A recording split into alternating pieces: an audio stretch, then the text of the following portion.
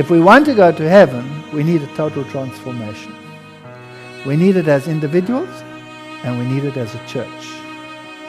And the time has come to speak about these things because we are told that the straight testimony will cause the shaking.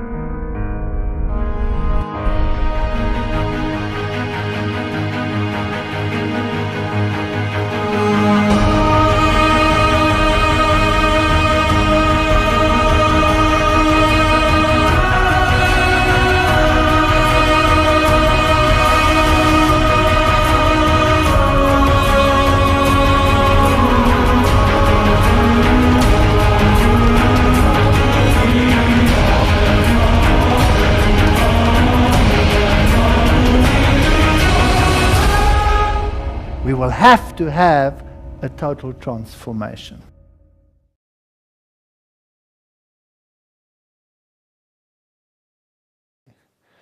I've titled this lecture Nehemiah, Governor of Israel. Eu intitulei esta palestra Neemias, governador de Israel. E nós estamos considerando as relações tipológicas, na época em que esses eventos aconteceram, e eu os estou comparando com o que está acontecendo hoje. O nosso verso áureo dessa série, Romanos 12, verso 2, e não sede conformados com este mundo, mas sede transformados pela renovação do vosso entendimento, para que experimenteis qual seja a boa, agradável e perfeita vontade de Deus. Agora a pergunta que eu faço é, quem que nos guia a toda a verdade? Porventura não é o Espírito Santo que nos guia a toda a verdade? E vamos dar uma olhada em alguns paralelos no livro de Neemias. E vamos dar uma olhada na função do Espírito Santo em relação com a sua função.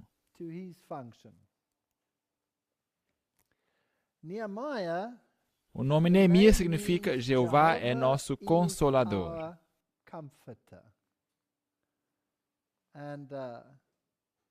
E o Espírito Santo também é chamado de quê?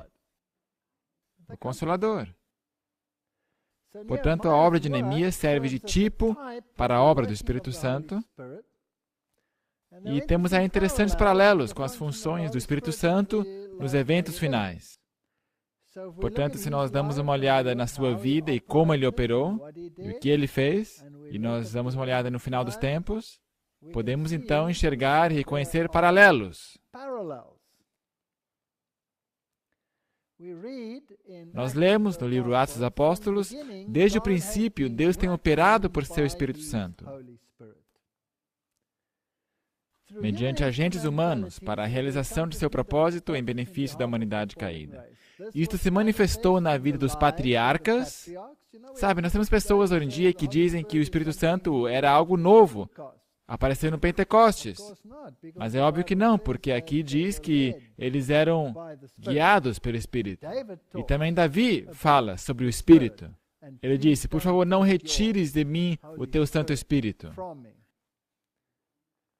As manifestações que aconteceram no Pentecostes era algo novo, porque era o poder para representar a Cristo como o Messias. Mas o Espírito sempre existiu.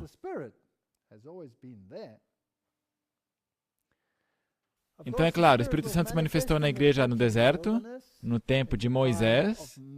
Diz, também deu Deus seu bom Espírito para os ensinar, Neemias 9:20. E nos dias dos apóstolos, ele atuou poderosamente por sua igreja através do Espírito Santo. O mesmo poder que susteve os patriarcas, que é Caleb e Josué, deu fé e coragem. Portanto, esta é a obra do Espírito Santo em cada indivíduo. E a igreja apostólica foi efetiva por causa do Espírito Santo.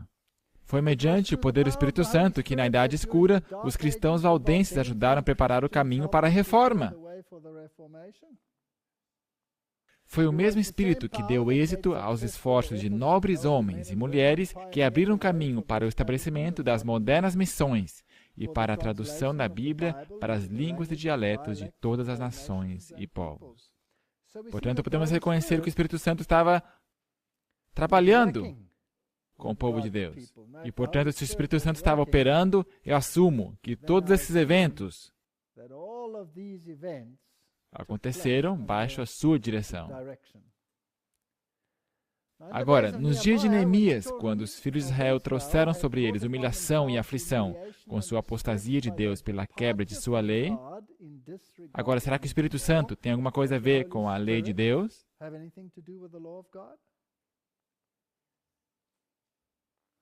Bem, não é ele que convence da justiça e do juízo?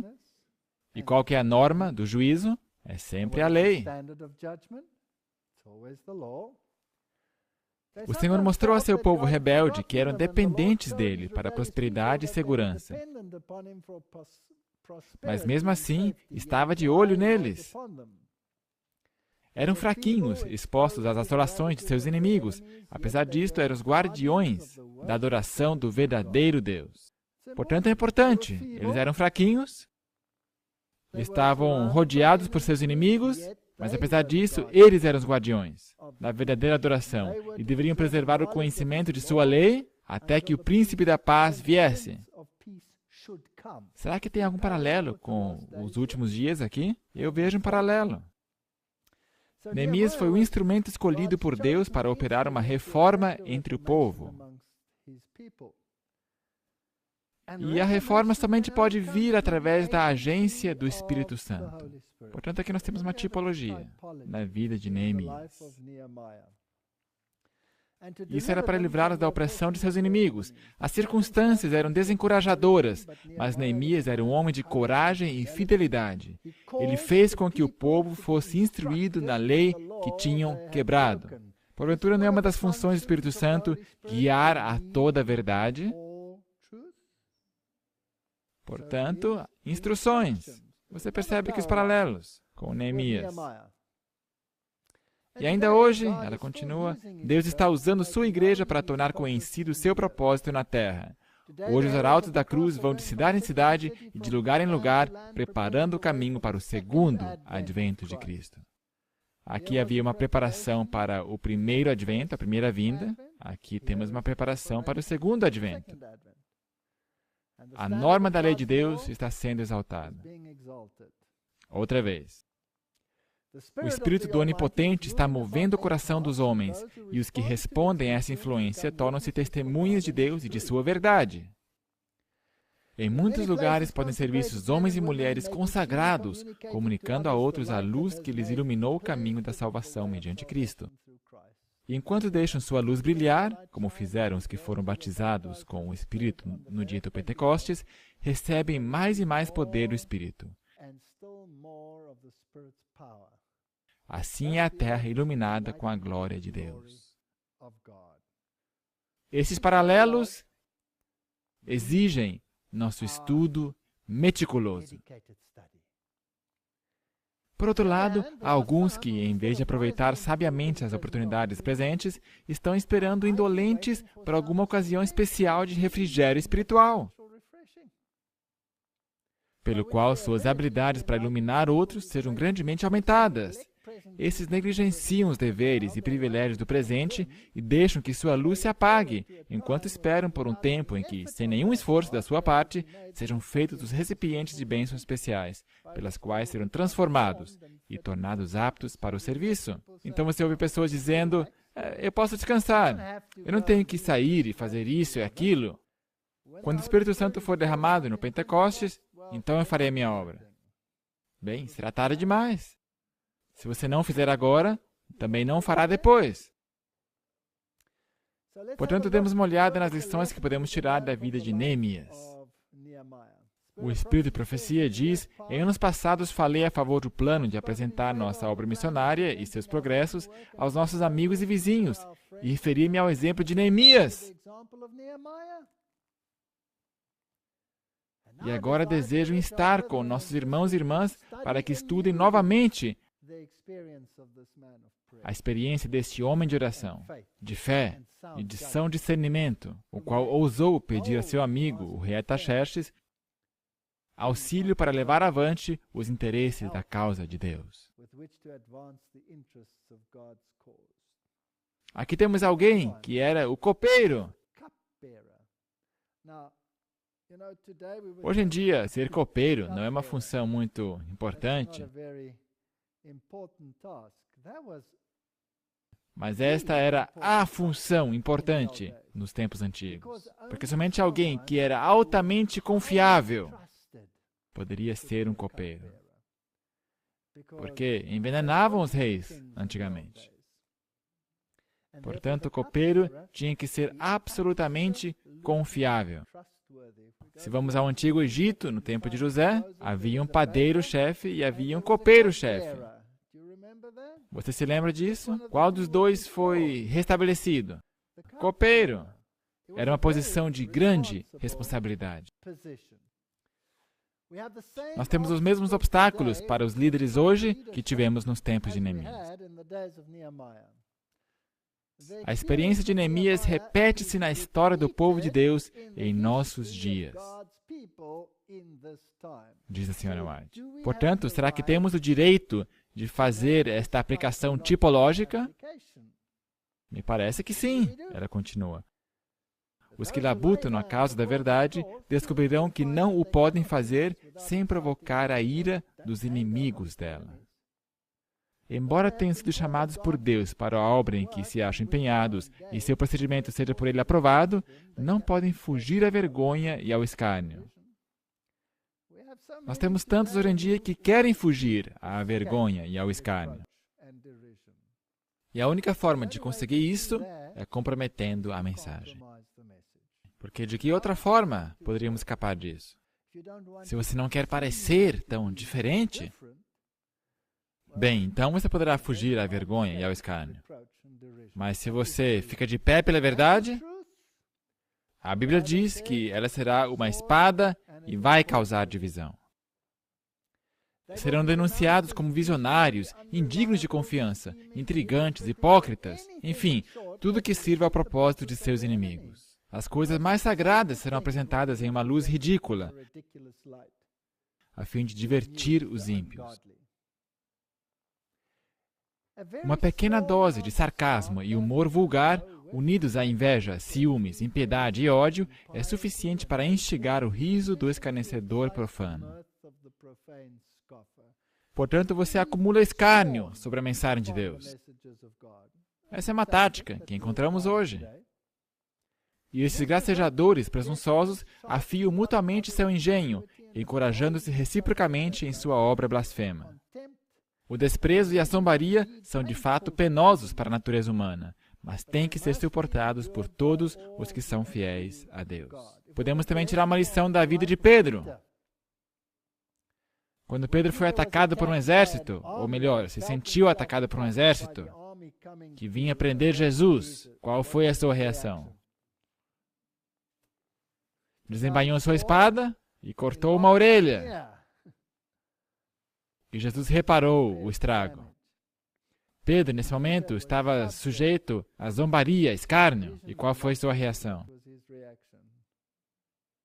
Ele amaldiçoou o seu Senhor. Ele amaldiçoou o seu Senhor. É mais difícil suportar isso do que enfrentar um exército. É política de Satanás desviar assim as almas de fazermos a obra que o Senhor lhes impôs. Não devemos nos desencorajar. E Neemias é um modelo para a igreja dos últimos dias. Portanto, chamados de Neemias modernos, diz o Espírito de Profecia. Carecemos hoje de Neemias na igreja, não de homens capazes de pregar e orar apenas, mas de homens cujas orações e sermões sejam animados de firme e sincero propósito. Precisamos disso hoje. O procedimento seguido por esse patriota hebreu na realização de seus planos devia ser ainda adotado pelos pastores e dirigentes.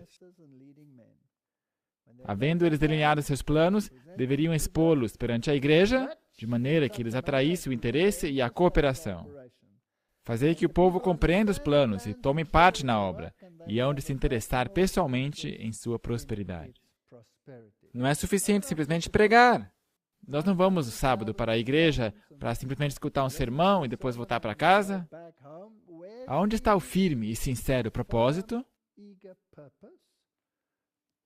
Para alcançar alguma coisa na causa de Deus. O êxito que acompanhou os esforços de Neemias mostra o que podem realizar a oração, a fé e uma ação sábia e enérgica. A fé viva impele para a ação enérgica.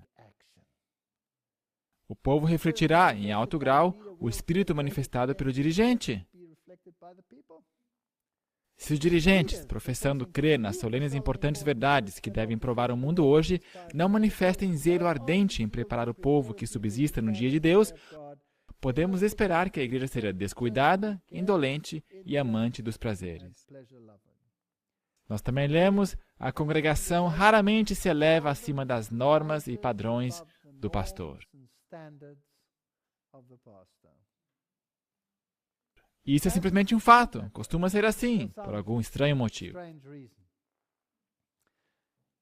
Se nós consideramos João capítulo 14, nós podemos encontrar a história da ação do Espírito Santo intrincados nesses versículos. Se me amais, guardai os meus mandamentos. É interessante que ele começa com esta admoestação, antes de ele entrar no assunto do Espírito Santo.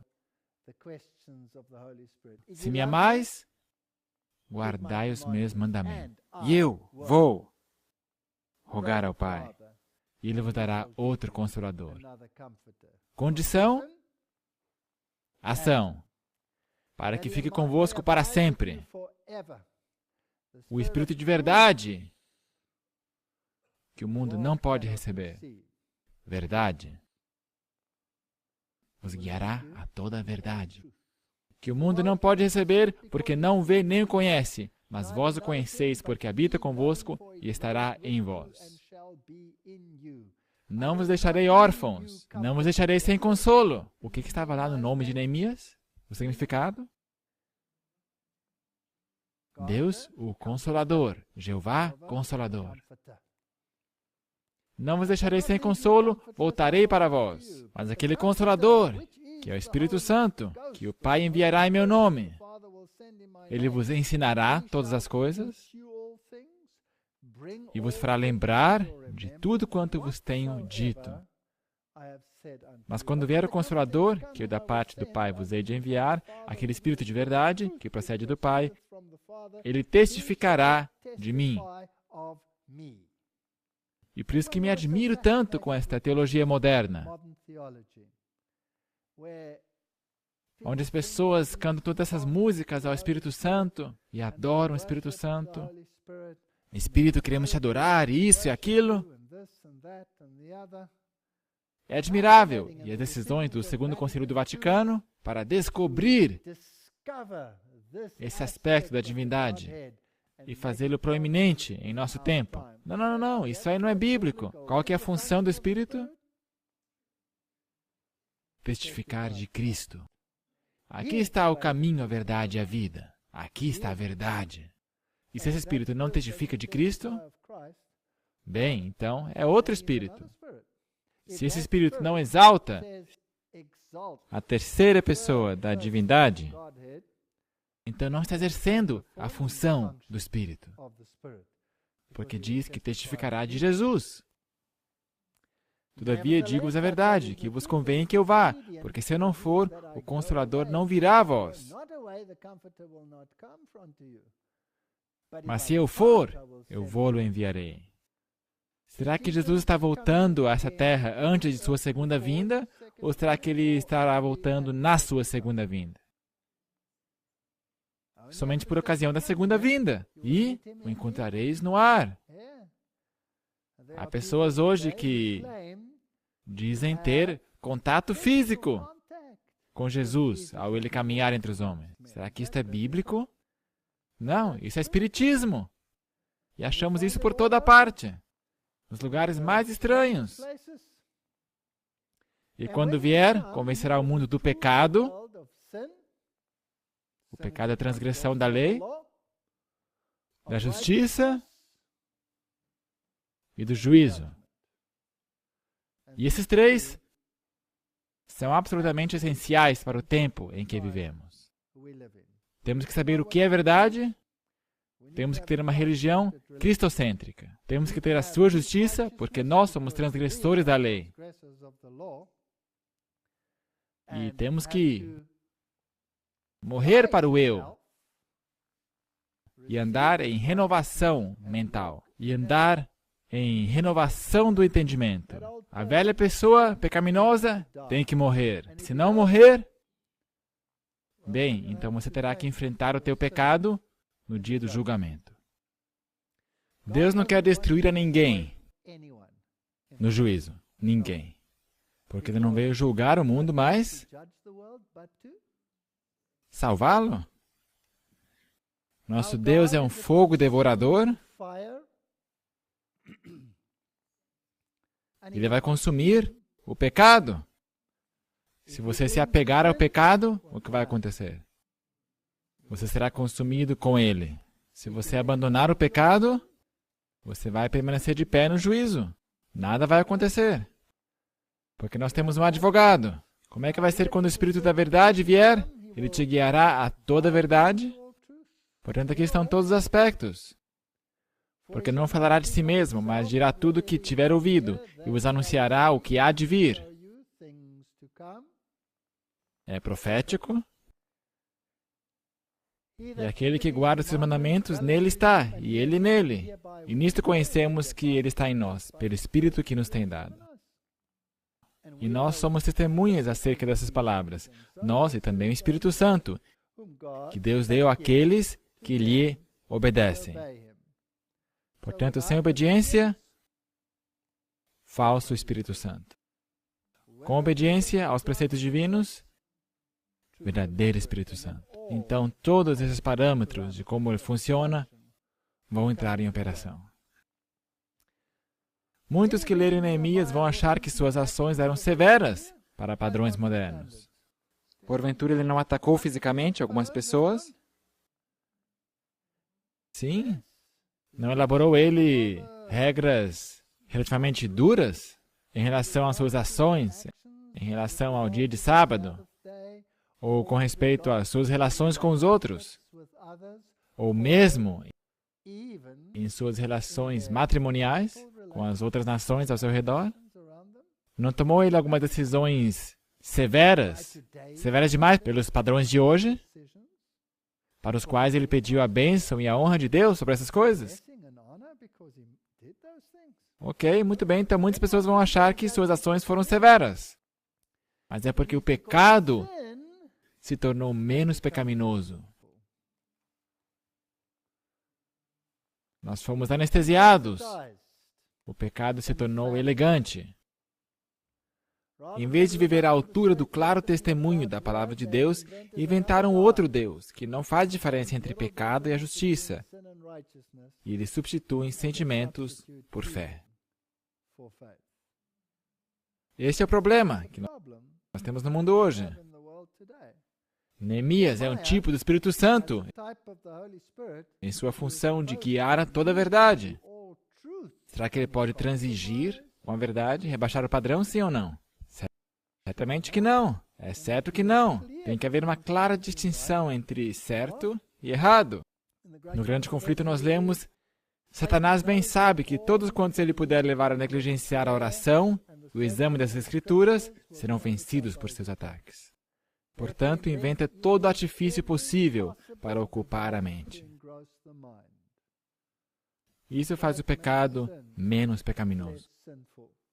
Avivamentos populares são muitas vezes levados a efeito por meio de apelos à imaginação, excitando-se as emoções, satisfazendo-se o amor ao que é novo e surpreendente. Será que precisamos disso na igreja hoje? Aqui estão as ruínas do Palácio Real, onde Neemias serviu como copeiro. Nós lemos em Neemias 1, verso 1, as palavras de Neemias, filho de Acalias. E sucedeu que no mês de Kislev, no ano 20º, estando eu em Suzã, a fortaleza. É o mesmo lugar onde Mardoqueu viveu. Tem muita história nesse lugar. Muita história.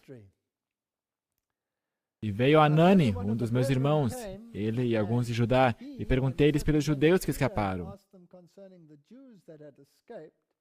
e que restaram do cativeiro, e acerca de Jerusalém. E disseram-me, os remanescentes, será que temos algum ponto de conexão aqui? Eu penso que há. Os remanescentes que ficaram do cativeiro lá na província estão em grande miséria e desprezo. E o muro de Jerusalém fendido. Muro representa lei, foi pisada, e as suas portas queimadas a fogo. Não há julgamento, não há nenhum sistema justo. E sucedeu que, ouvindo eu essas palavras, assentei-me e chorei, e lamentei por alguns dias. E estive jejuando e orando perante o Deus dos céus. Tipo, antítipo. Os muros estão derrubados hoje, os portões estão arruinados. Solução: lamentar, chorar, jejuar, orar. A oração, de novo, como a oração de Daniel, foi uma oração inclusiva. E disse-me, Senhor, Deus dos céus, Deus grande e terrível.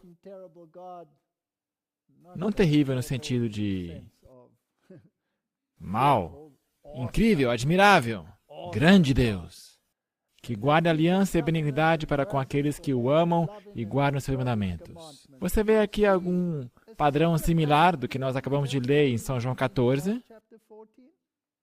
Você vê alguma relação aqui? Estejam, pois, atentos os teus ouvidos e os teus olhos abertos para ouvires a oração do teu servo, que eu hoje faço perante ti, dia e noite, perante os filhos de Israel. Portanto, o que deveríamos fazer nas circunstâncias em que vivemos hoje? Orar dia e noite pelos filhos de Deus, teus servos.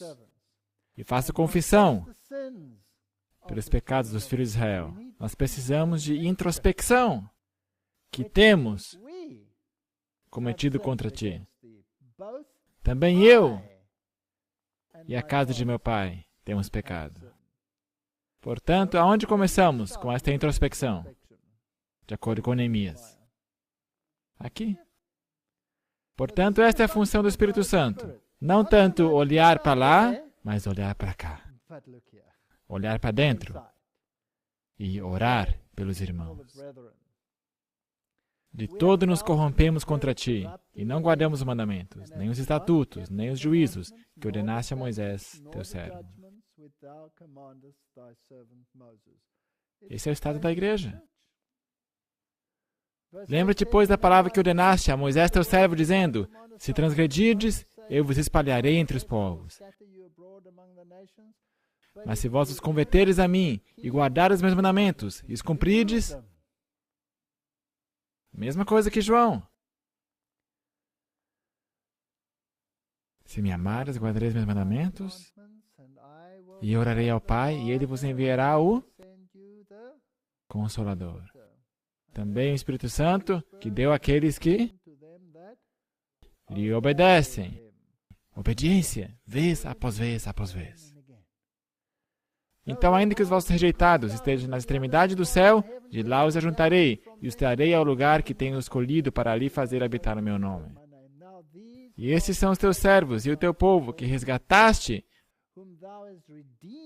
com a tua grande força e com tua forte mão.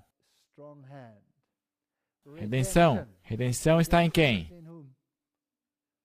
Em Cristo. É a função do Espírito Santo. Testificar de Jesus. São todos paralelos. Neemias é um tipo do Espírito Santo.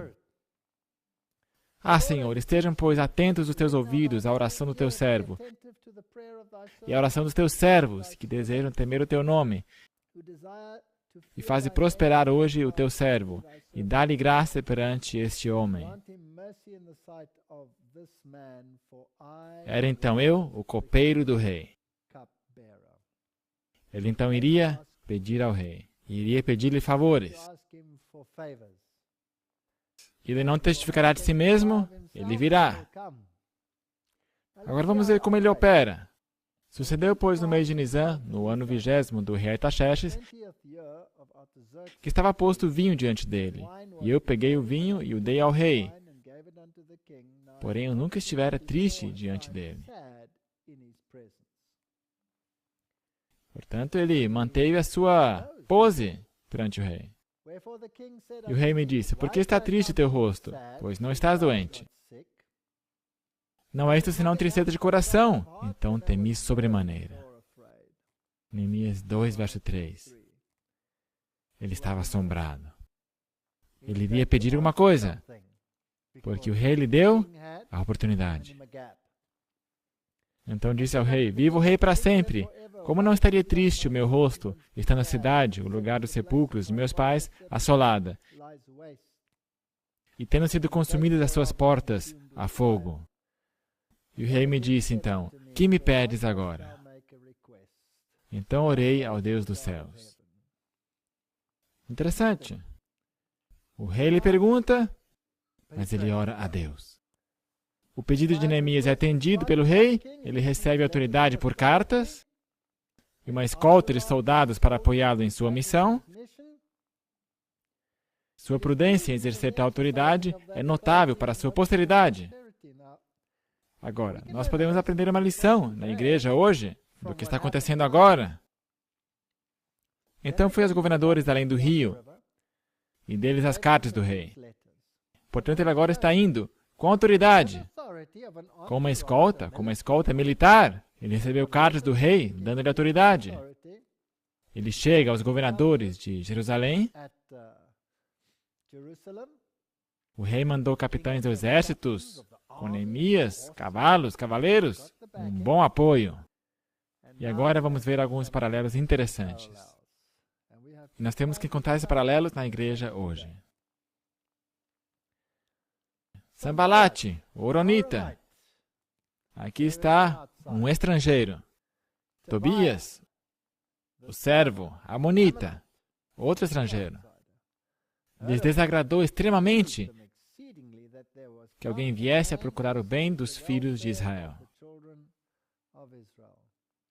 Quando o Espírito começa a se mover entre o povo de Deus, quem que vai ficar bravo? Os estrangeiros. E cheguei a Jerusalém e estive ali 3 dias. E de noite me levantei, eu e poucos homens comigo, e não declarei a ninguém o que meu Deus me pôs no coração para fazer em Jerusalém.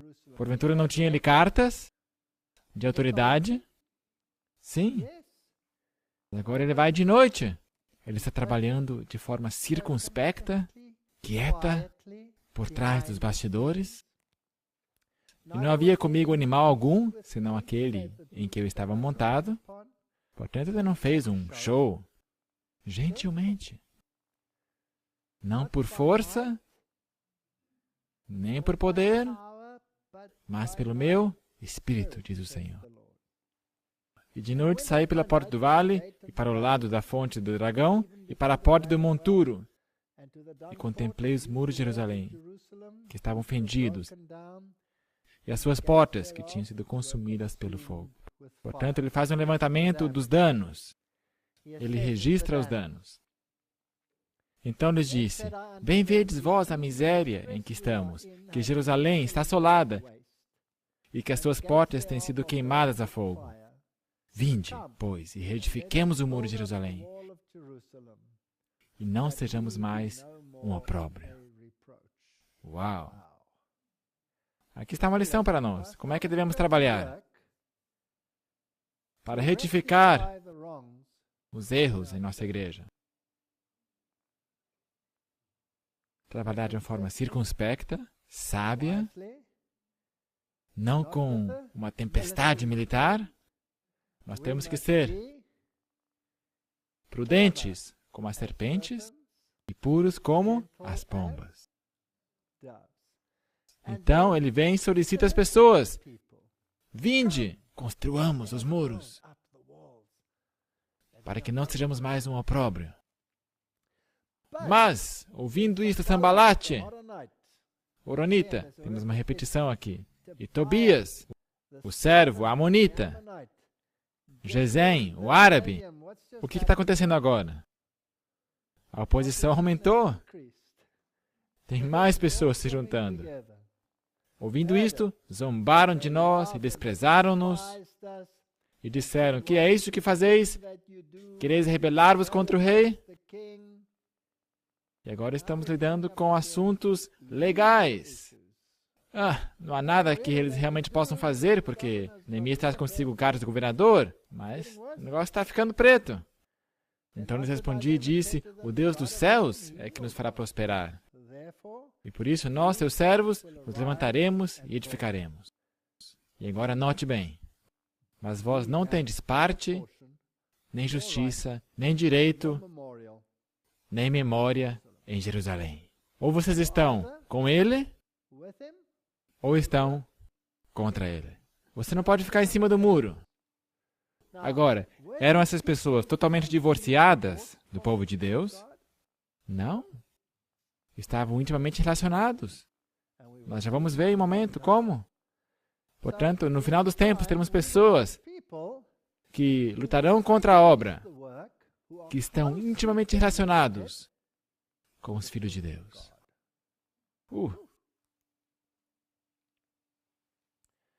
Neemias então conclama as forças desalentadas. Espírito de profecia.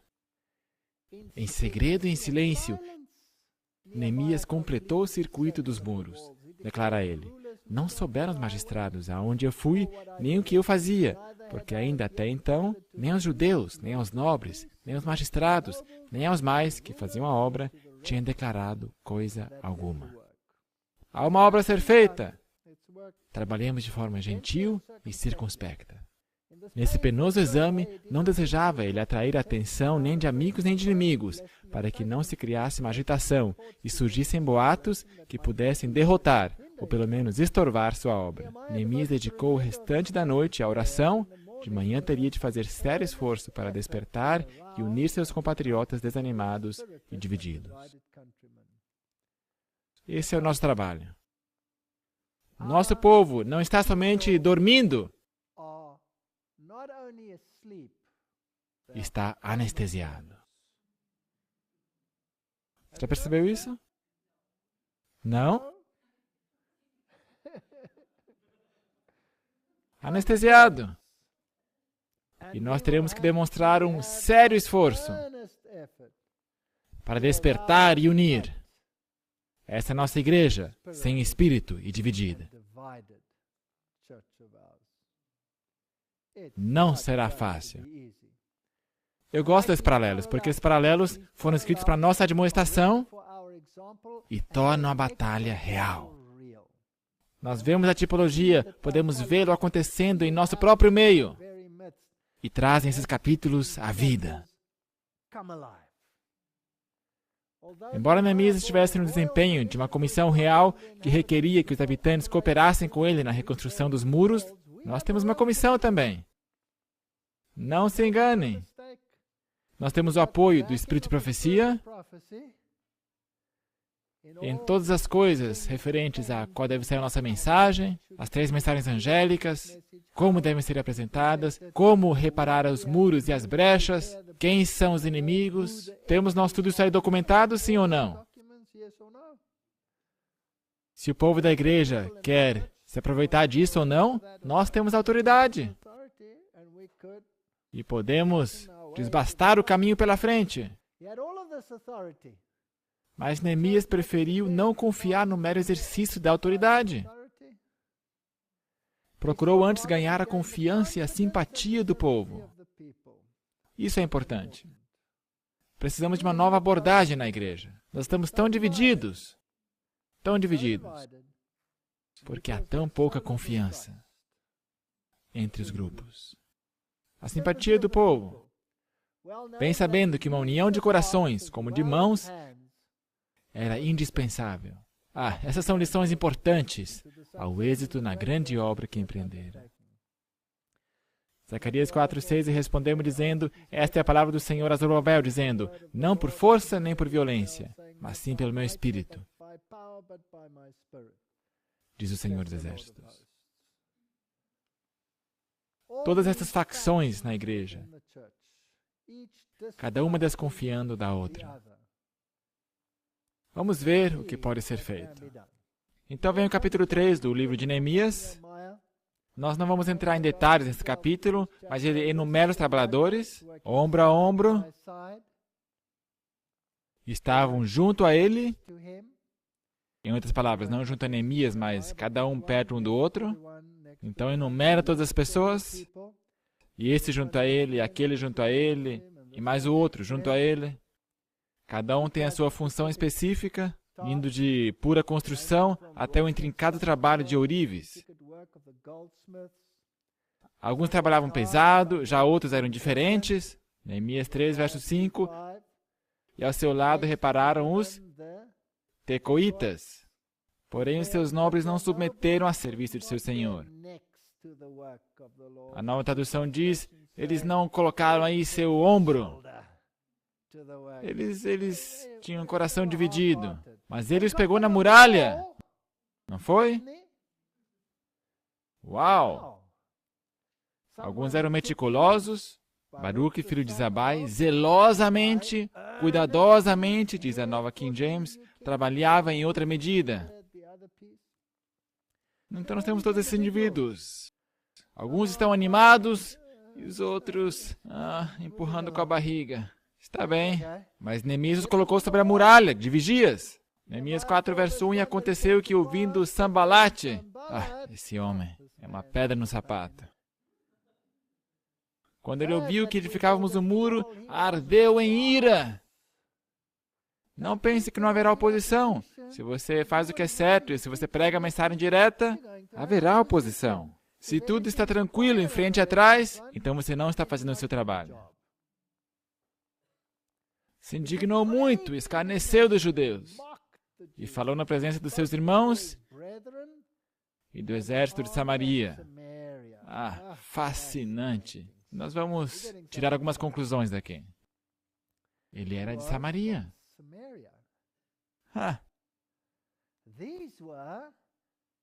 Esses eram membros das 10 tribos que tinham sido elevadas ao exílio, se misturaram e tinham influências babilônicas, até que chegaram ao ponto de misturar a religião dos judeus com a religião dos babilônios. Praticavam sincretismo, portanto.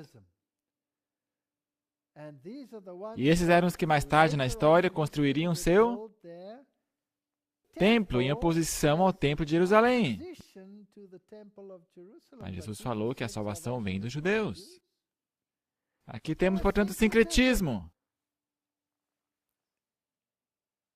Essas pessoas tinham sincretismo. Será que nós temos alguma dessas coisas hoje em dia?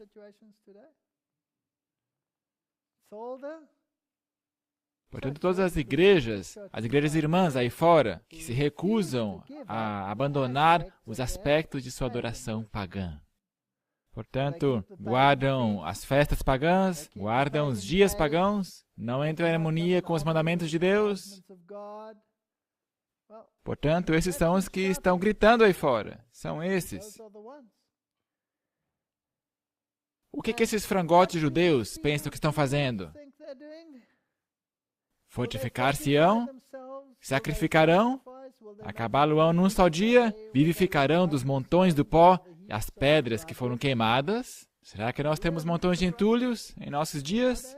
Eu estou convencido que foram queimados. E agora vem esse outro. Tobias, o amonita, estava com ele. Ele tinha um aliado. E disse, ainda que edifiquem, contudo, vindo uma raposa, derrubará facilmente o seu muro de pedra. Portanto, em seguida, a oração de Neemias é relatada. Qual que é a sua resposta a essa crescente oposição? Ouve, ó nosso Deus, que somos tão desprezados. e torna o seu opróbrio sobre a sua cabeça, dá-los por presa na terra do cativeiro. E não cubras a sua iniquidade, e não se risque de diante de ti o seu pecado. Esta é uma oração potente. E o pecado contra o Espírito Santo é o pecado que não será apagado. Ou seja, o pecado contra o Espírito Santo é tratar aquilo que é de Deus como se fosse do diabo. É aí que você comete o pecado contra o Espírito Santo. Não quando você faz uma coisa que fere a Deus.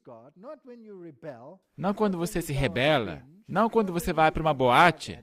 Não quando você se torna um drogado. Não quando você abandona a igreja e diz a Deus: me deixa sozinho, não quero ter nada a ver contigo. Eu quero ter alegria. Eu quero ir e fazer dessa vida um carnaval. Eu sei qual é a verdade, mas me deixa sozinho. É este o pecado contra o Espírito Santo? Não. Não. Todo pecado será perdoado ao homem, mas o pecado contra o Espírito Santo não será perdoado. Se você se rebela e chega ao ponto de dizer: me deixem em paz, vocês aí que querem pregar justificação pela fé, vocês estão do diabo. É aí que você está pisando em terreno perigoso. Isto é perigoso. Portanto, essas pessoas diziam: esta obra não é de Deus, esta obra é do diabo. Perigoso. Pois que te irritaram na presença dos edificadores. Porém, edificamos o muro, e todo o muro se fechou até a sua metade, porque o coração do povo se inclinava a trabalhar. E sucedeu que Sambalate, eles continuam aparecendo, e Tobias, e os árabes, e os amonitas, e os asdoditas. O que está acontecendo? Eles estão aumentando em número. Que tanto ia crescendo a reparação dos muros de Jerusalém, que já as rupturas se começavam a tapar, iraram-se sobremodo. E o que fizeram? Esta palavra aqui é suja, mas eu vou usá-la da mesma forma. O que fizeram? Conspiraram entre si para virem guerrear contra Jerusalém e para os desviarem do seu intento. Portanto, aqui temos uma conspiração acontecendo por trás dos bastidores. Estão se juntando e fazendo planos secretos de como erradicar a obra. Arme uma guarda contra os samaritanos e seus parceiros de aliança mundana. Seria esta uma conclusão razoável? Fortifique, vigie, se trata de uma guerra contra os principados e potestades e seus agentes humanos. Bem, se você prega a verdade, você não tem que ter medo das consequências. Faça o que é correto, deixe as consequências com Deus. Apesar disso, diz Neemias 4, verso 9, nós oramos a nosso Deus e pusemos uma guarda contra eles, de dia e de noite, por causa deles. Ok, vamos colocar isso num contexto moderno. Eu pergunto, é correto ser um vigia sobre as muralhas de Sião para ver o que o inimigo está fazendo? Sim ou não? Ou será que é pregação de ódio? Ou será que é politicamente incorreto? Ou será que é isso que nós temos que fazer? Nós temos que fazê-lo. Pode não ser popular entre aqueles que buscam amizade com os Tobias e Sambalates de nossos dias. Mas tem que ser feito. Temos que montar guarda. Então, disse Judá, já desfalecem as forças dos carregadores. E o entulho é muito. Eu gosto disso. E nós não poderemos edificar o muro. Aqui temos desânimo. E disseram, porém, aos nossos inimigos, nada saberão disto, nem verão, até que entremos no meio deles e os matemos. Assim faremos cessar a obra. Portanto, aqui nós temos medo. Medo dos de fora. O Espírito Santo vai eliminar o medo. E é por isso que Neemias é chamado de ousado, em face de toda esta oposição. E nós veremos que ele tem que conhecer a sua Bíblia e a palavra de Deus, porque há uma pequena coisa que é absolutamente essencial. E isto é discernimento. Nós já vamos ver isso. Já vamos ver o que vai acontecer. E sucedeu que, vindo judeus que habitavam entre eles, nos disseram 10 vezes, de todos os lugares, tornarão contra nós. Portanto, há essas advertências de dentro, vez após vez após vez. Não faça isso, não cause essa confusão. Eles vão cair sobre nós. Você está causando um tempo de angústia antes do tempo. Será que escutaram essa? Então pus guardas nos lugares baixos, por detrás do muro e nos altos, e pus ao povo pelas suas famílias, com as suas espadas, e com as suas lanças, e com os seus arcos. Esteja armado. Esteja pronto, esteja preparado, na hora e fora de hora, para dar razão da fé que há em ti. Esteja armado. E olhei, e levantei-me, e disse aos nobres, aos magistrados, e aos restantes do povo, não os temais. A fé perfeita elimina o medo. Lembrai-vos do grande e terrível Senhor, e pelejai pelos vossos irmãos, vossos filhos, vossas mulheres e vossas casas. E sucedeu que, ouvindo os nossos inimigos, que já o sabíamos, e que Deus tinha dissipado o conselho deles, desculpa, a conspiração que estava acontecendo por trás dos bastidores, foi exposta, sim ou não? Foi? Foi exposta? Todos voltamos ao muro, cada um à sua obra. Estamos vivendo em tempos solenes. Quem que deve voltar à muralha para vigiar? Todos. E sucedeu que, desde aquele dia, metade dos meus servos trabalhava na obra e metade deles tinha as lanças, os escudos, os arcos e as couraças, e os líderes estavam por detrás de toda a casa de Judá. Portanto, agora, há união. Os que edificavam o muro, os que traziam as cargas e os que carregavam, com uma das mãos fazia a obra e na outra tinha as armas. Você tem que estar fortificado com a palavra de Deus. Porque eles nos vão provar. Nós vamos ter um ataque frontal contra a verdade. Os edificadores, cada um trazia a espada cingida aos lombos e edificavam. Se nós não trazemos a palavra de Deus em nossos corações e nossas mentes, a função do Espírito Santo de nos lembrar de todas as coisas vai ir pelo ralo abaixo. E o que tocava a trombeta estava junto comigo. Portanto, nós temos o povo que estava fortificado, os que tocavam a trombeta, e disse eu aos nobres, aos magistrados e ao restante do povo, grande e extensa é a obra, e nós estamos apartados do muro, longe uns dos outros. Esta é uma triste realidade do nosso tempo. Eu volta e meia ligo para o meu amigo, ou meus amigos, e eles perguntam, por que vocês estão tão longe? E eles dizem, bem, nós estamos apartados no muro, um longe do outro. Deveria ser assim? Não. Deveria haver uma cadeia entre nós. Não deveríamos estar tão separados.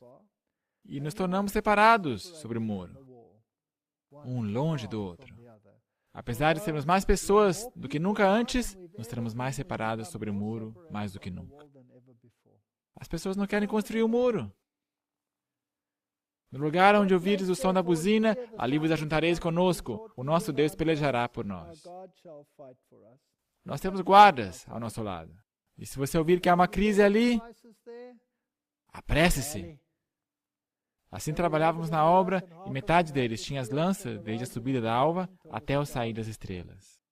Também naquele tempo disse ao povo, cada um com o seu servo, fique em Jerusalém. Aqui temos uma outra lição. Permaneça na igreja.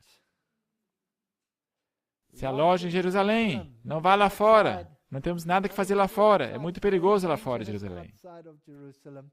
Permaneça na igreja, antitípica, para que à noite nos sirvam de guarda e de dia na obra. E nem eu, nem meus irmãos, nem meus servos, nem os homens da guarda que me seguiam, largávamos as nossas vestes. Somente as tirávamos para lavar. Há uma lição espiritual. Êxodo 12, 11. Assim, pois, o comereis, os vossos lombos cingidos, os vossos sapatos nos pés, o vosso cajado na mão, e o comereis apressadamente. Esta é a Páscoa do Senhor. E esta Páscoa é um tipo do libertamento do povo de Deus. E tem uma realidade espiritual. Da mesma forma, temos que estar cingidos e preparados, porque o Senhor está vindo em breve. O sangue do Cordeiro tem que estar na soleira e nos batentes do coração. Uma interessante história que eu vi. A ombreira é feita de rocha. Os hebreus escreviam seus nomes, geralmente nessa parte, porque era de rocha. Talhavam os seus nomes nessa parte, geralmente os egípcios, porque era feito de rocha. Nomes talhados na rocha, pensavam que tinham vida eterna, se o seu nome estava talhado na rocha. Mas Jesus tomou esse seu símbolo e o cobriu com o seu sangue. E com isso dizendo, vocês somente são salvos pelo sangue do Cordeiro. Então sim, os vossos nomes estão escritos na rocha. Bonito! Portanto, nós temos que estar preparados, temos que estar prontos, em estação e fora de estação, para dar uma resposta e uma razão do que cremos. Devemos animá-los a espalhar os livros que tratam de assuntos bíblicos, livros cujos ensinamentos preparam o povo para resistir à prova, tendo cingidos os lombos com a verdade e acesas as lâmpadas. Temos que divulgar a mensagem. Não podemos brincar de igreja. Nosso dever é pregar para o mundo aí fora. Portanto, aqui diz em Efésios 6, no demais, irmãos meus, fortalecei-vos no Senhor e na força do seu poder, revesti-vos de toda a armadura de Deus. Nós acabamos de ler em Neemias a comparação para que possais estar firmes contra as ciladas do diabo, porque não temos que lutar contra a carne e o sangue, mas sim contra os principados e contra as potestades, contra os príncipes das trevas deste século. Portanto, tomai toda a armadura de Deus, para que possais resistir no dia mau. E havendo feito tudo, ficar firmes. Estai, pois, firmes, tendo cingido os vossos lombos com a verdade e vestida a couraça da justiça. E calçados os pés na preparação do evangelho da paz, tomando sobretudo o escudo da fé, com o qual podereis apagar todos os dardos inflamados do maligno, o capacete da salvação, a espada do Espírito, que é a palavra de Deus. Aqui nós temos a aplicação espiritual do que nós vimos no livro de Neemias. Orando em todo o tempo, com toda oração e súplica, no Espírito,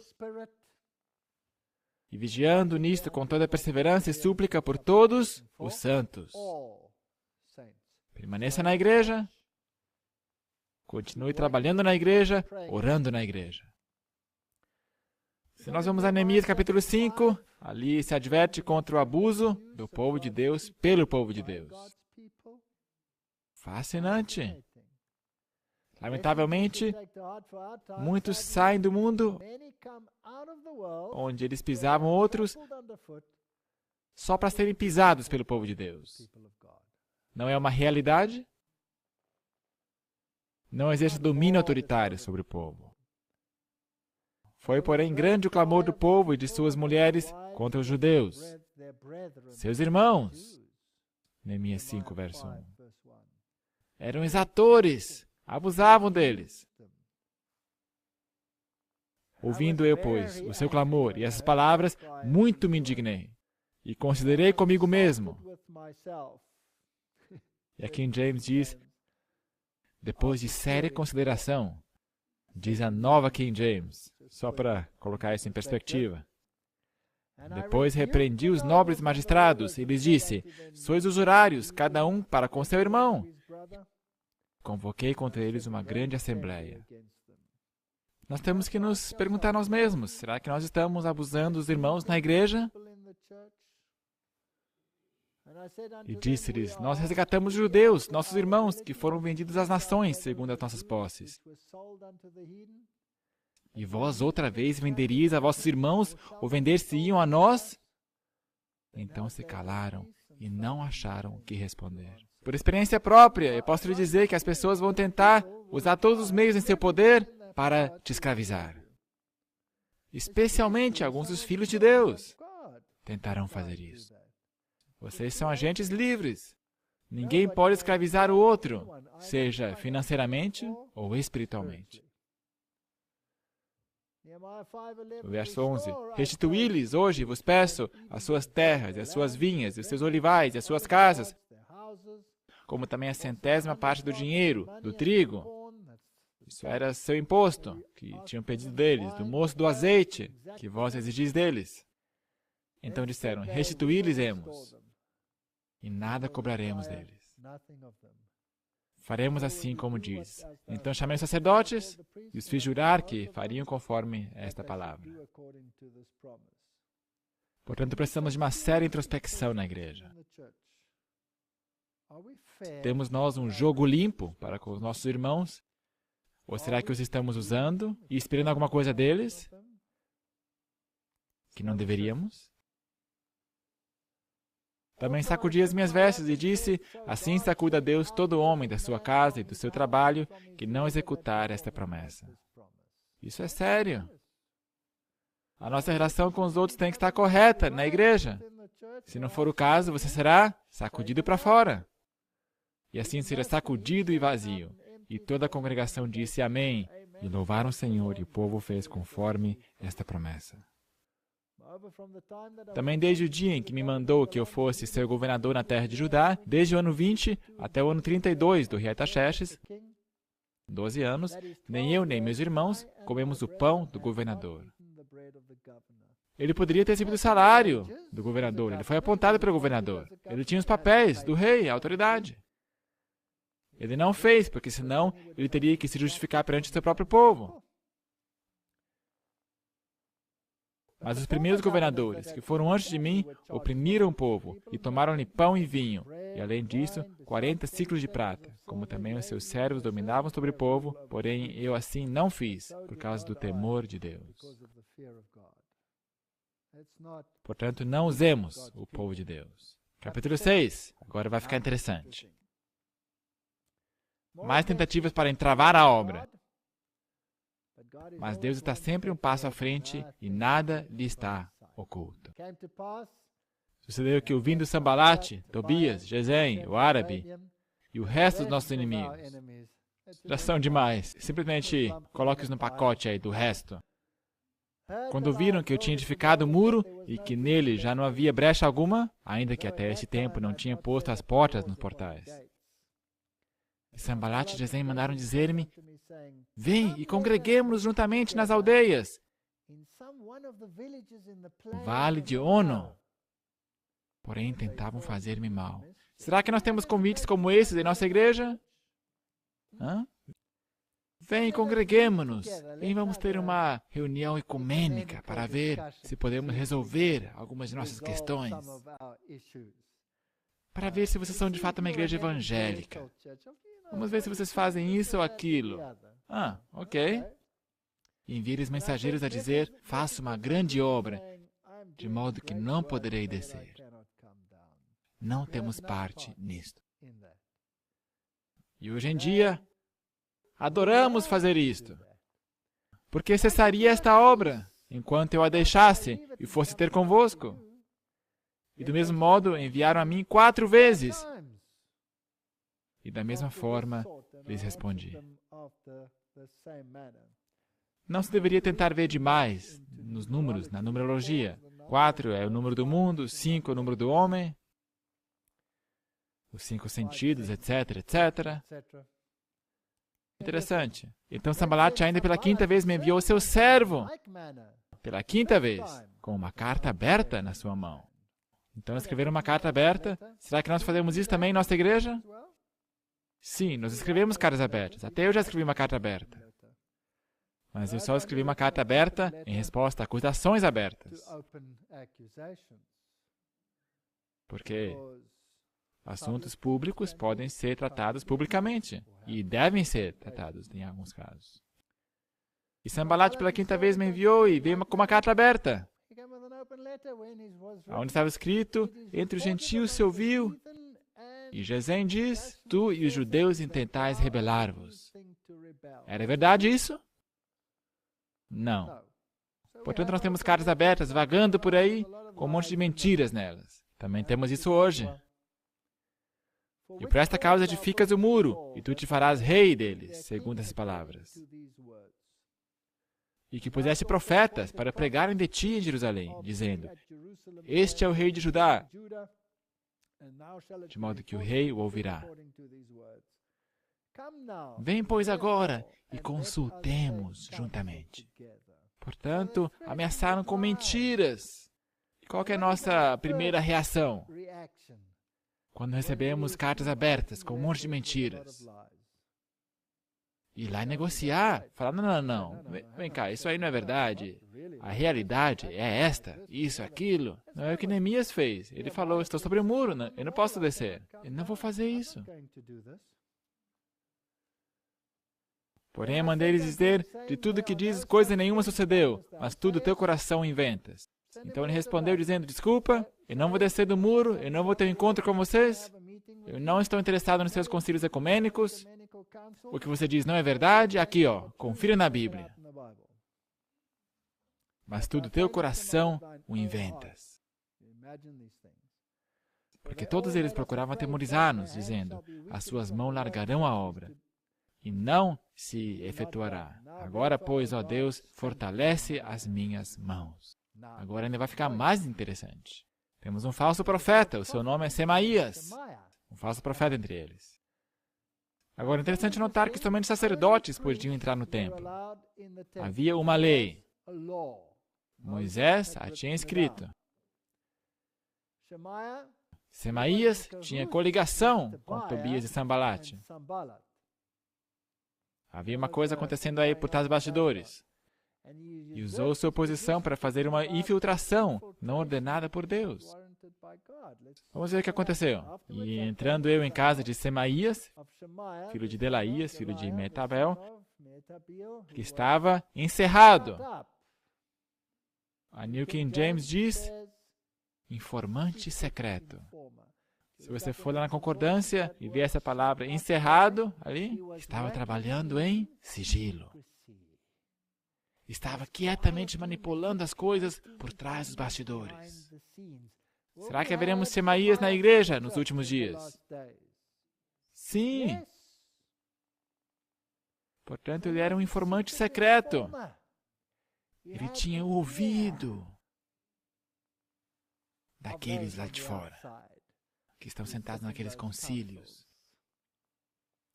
E disse ele, vamos juntamente à casa de Deus. Será que esse convite parece um bom convite? Está bem, você não quer vir aí para fora? Então venha para dentro. E agora veremos quão importante é ter discernimento e de conhecer os requerimentos de Deus. Ninguém, a não ser os levitas, eram permitidos estarem no templo. Agora, era Neemias um levita? Não. Ok. Vamos ao meio do templo. E fechemos as portas do templo, porque virão matar-te. Que carinha esperto. Sim, de noite virão matar-te. Portanto, vamos nos encontrar no templo. Isso aí vai ser uma casa segura. Porém, eu disse, um homem como eu fugiria? E quem há como eu que entre no templo para que salve sua vida? De maneira nenhuma entrarei. E percebi que não era Deus que o enviara, mas essa profecia falou contra mim, porque Tobias e Sambalate o subornaram. Como é que ele percebeu que esse convite não era de Deus? Ele conhecia sua Bíblia. Ele conhecia sua Bíblia. Ele sabia que o não-levita não podia entrar no templo. Portanto, esta proposta não poderia ser de Deus, mas do diabo. Nós temos que conhecer nossa Bíblia. Temos que conhecê-la. Portanto, para isto subornaram, para me atemorizar. Para que assim fizesse, o quê? Pecasse. para que tivessem alguma causa para me infamarem e assim me vituperarem. Eles iriam dizer, olha para esse homem aqui, supostamente representa Deus, mas olha só o que ele está fazendo. Isso vai contra Deus. Não é isso que vão tentar fazer com a gente? Lembra-te, meu Deus, de Tobias e de Sambalate, conforme essas suas obras. E também da profetisa Noádia e dos mais profetas que procuram atemorizar-me. Acabou-se, pois, o muro aos 25 do mês de Elul, em 52 dias. E sucedeu que, ouvindo todos os nossos inimigos, todos os povos que haviam em redor de nós, temeram. E abateram-se muito a seus próprios olhos, porque reconheceram que o nosso Deus fizera esta obra. Eu fui tão encorajado em minha própria vida, quando a oposição era maior. Me diziam, deixa isso aqui de fora, deixa aquilo lá de fora, não faça isso, não permita aquilo. Mas a mensagem que finalmente vai sair ao mundo é a mensagem dos 3 anjos. A oposição não está gritando isso nos canais de televisão do mundo. É a mensagem do 3º anjo que está saindo. Você já percebeu isso? Você não pode fazer nada contra a verdade, somente pode fazer alguma coisa a favor da verdade. Portanto, apostasia e conivência, mesmo entre os que estavam erigindo o muro. Você vai encontrar isso em nossa igreja também. Mas tem de bom ânimo. Se você faz o que é certo, Deus está no controle. Nada vai acontecer.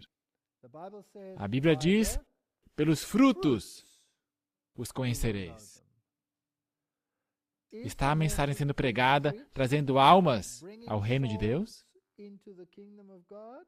Ou será que está afastando almas do reino de Deus? São perguntas que nós temos que fazer a nós mesmos. Neemias 6:17. Também naqueles dias, alguns nobres de Judá escreveram muitas cartas aos que iam para Tobias. Com licença, o que está acontecendo aqui? Os nobres de Judá estão escrevendo para Tobias. Estão tentando defender essa posição. Você acha que os nobres de Judá também estão escrevendo muitas cartas a Tobias hoje, tentando defender sua posição? Penso que sim. E as cartas de Tobias vinham para eles, porque muitos em Judá lhe eram ajuramentados. Ups! Ups! Porque era genro de Secanias, filho de Ará, e seu filho Joanã se casara com a filha de Mesulão, filho de Berequias. Portanto, estavam casados e tinham relações dentro da igreja, eram considerados como parte deles, mas não eram. Também as suas boas ações contavam perante mim, e as minhas palavras transmitiam a ele. Portanto, Tobias escrevia cartas para me atemorizar. Contavam as suas boas ações perante mim. Portanto, os anciãos vinham e lhe diziam, você tem que parar com essa bobagem. Tobias é uma boa pessoa. Ele está, de fato, do nosso lado. Estava ele do nosso lado, sim ou não? E o que Tobias fazia por trás das costas deles? Escrevia cartas para me atemorizar. Eu já recebi muitas cartas de Tobias. Agora, vamos conferir. Secanias era parente do sumo sacerdote. Tobias era descendente da tribo de Israel, de Samaria. Portanto, ele estava nesse grupo que praticava sincretismo. Verdade e erro misturados. E se unir aos amonitas. Os sacerdotes tinham tomado esposas estrangeiras. E nós vamos ver no capítulo 13 que vai ficar muito interessante. Tobias arranja um quarto nos aposentos do templo durante a estadia temporária de Neemias nas cortes persas. Agora, está isso de acordo com a lei? Não. O capítulo 7 trata de planos para repovoar Jerusalém. Lembre-se que Jerusalém está vazia. Será que é plano de Deus repovoar Jerusalém hoje? Sim ou não? Portanto, em nossos dias, tais planos também serão acolhidos com oposição.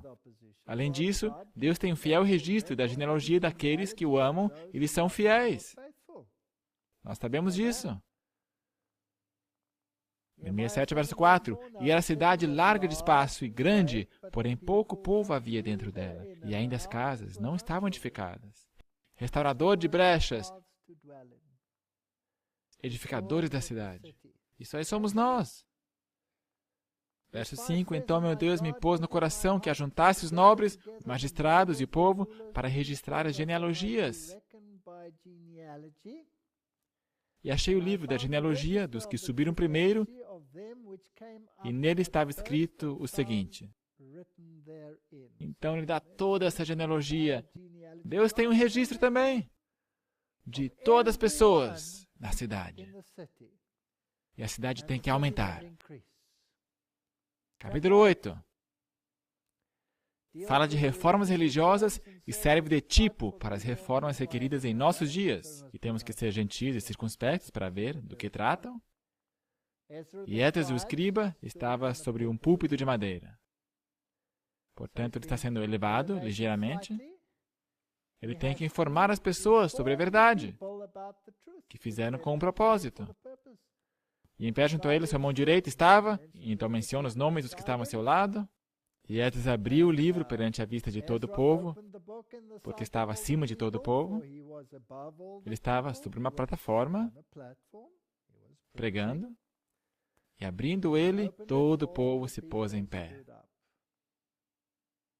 E Esdras louvou o Senhor, o grande Deus, e todo o povo respondeu, Amém, Amém, levantando suas mãos, e inclinaram suas cabeças, rosto em terra, e adoraram o Senhor com os rostos em terra. Aqui está um ato de adoração e reverência. É interessante que esse tipo de pregação deva ser substituído por liturgia em nossos dias. O verso 7 diz, e menciona aí todos os nomes das pessoas ali, e os levitas faziam o povo entender a lei. Temos que voltar à Bíblia. E o povo estava no seu lugar. Nós temos que ter estudos bíblicos para entender quais são os assuntos em pauta. E leram no livro, na lei de Deus, e declarando, explicando o sentido, faziam que lendo se entendesse a leitura.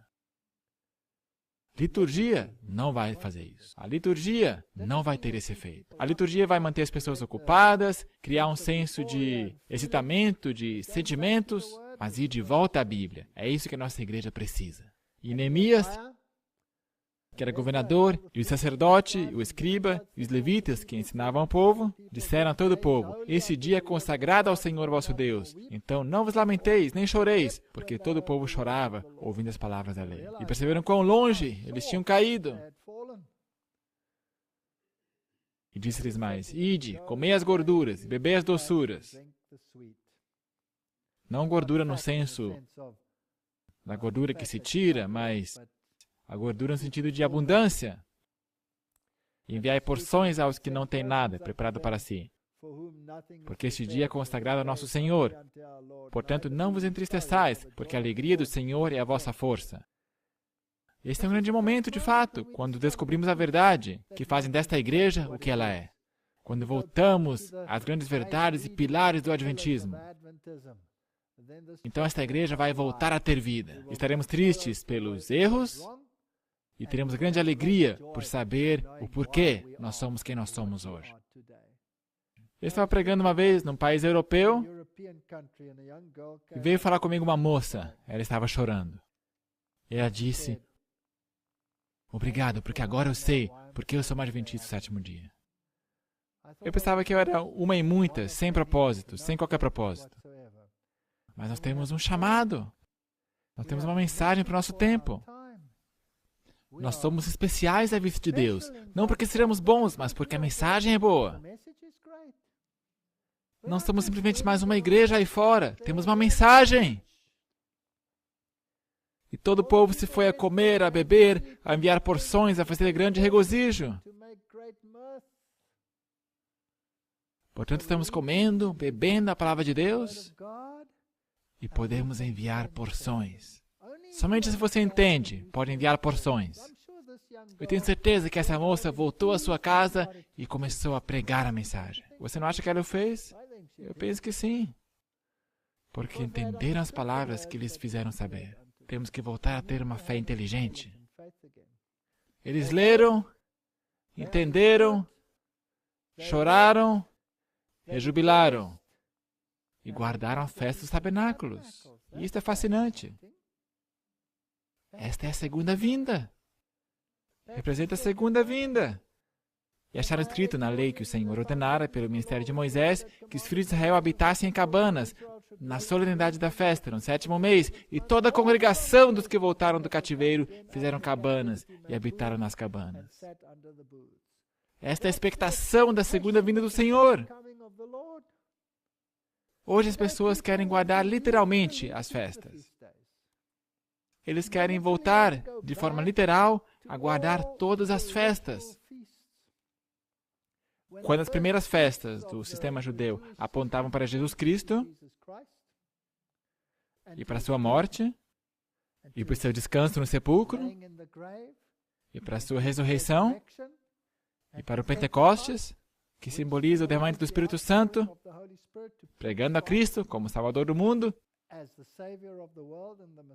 e Messias, será que esse Espírito Santo cessou? Sim ou não? Não, não cessou. Portanto, essa festa está cumprida até nossos dias.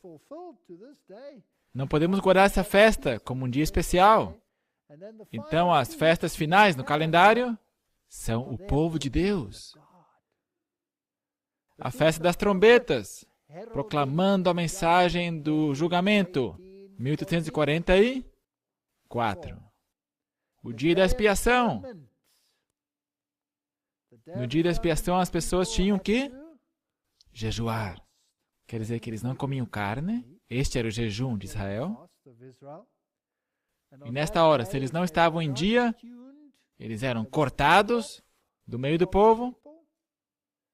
Em outras palavras, nós temos que permanecer no acampamento de Israel. E nós temos que viver a vida do dia antitípico de expiação. Portanto, o dia antitípico de expiação se cumpriu na igreja. Dentro da igreja. E nós temos que anunciar a grande mensagem da segunda vinda. Esta é a mensagem do Elias antitípico. Aplanai o caminho para o Senhor. Portanto, essas festas todas estão cumpridas na igreja.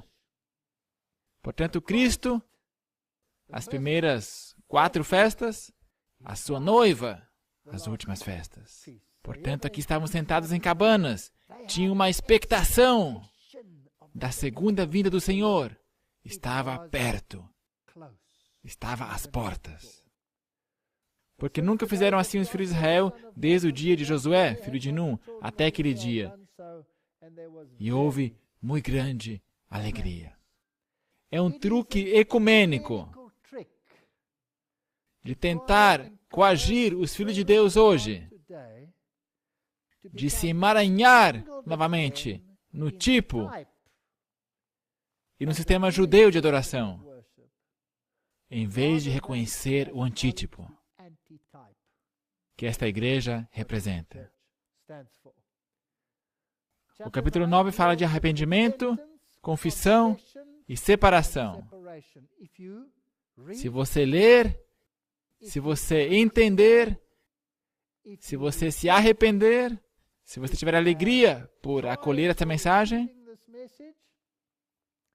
então isso faz parte do jogo. Tem que haver separação. E no dia 24 desse mês, ajuntaram-se os filhos de Israel com o jejum e com sacos. E a descendência de Israel se apartou de todos os estrangeiros. Bem quisera que cada um de nós orasse sobre seus joelhos dia e noite, para que isso aconteça. Porque quando isso acontecer, Deus vai operar poderosamente. E fizeram confissão pelos seus pecados e pelas iniquidades de seus pais. Levantando-se no seu lugar, leram no livro da lei do Senhor, seu Deus, 1/4 do dia, e na outra 4 parte fizeram confissão e adoraram ao Senhor, seu Deus. Olha, Fascinante! Agora, vamos dar uma olhada em algumas coisas que eles descobriram. Neemias 9, verso 6. Deus o Criador. Só Tu és Senhor. Tu fizeste o céu dos céus, e todo o seu exército, a terra e tudo quanto nela há. O selo de Deus. Os mares e tudo quanto neles há.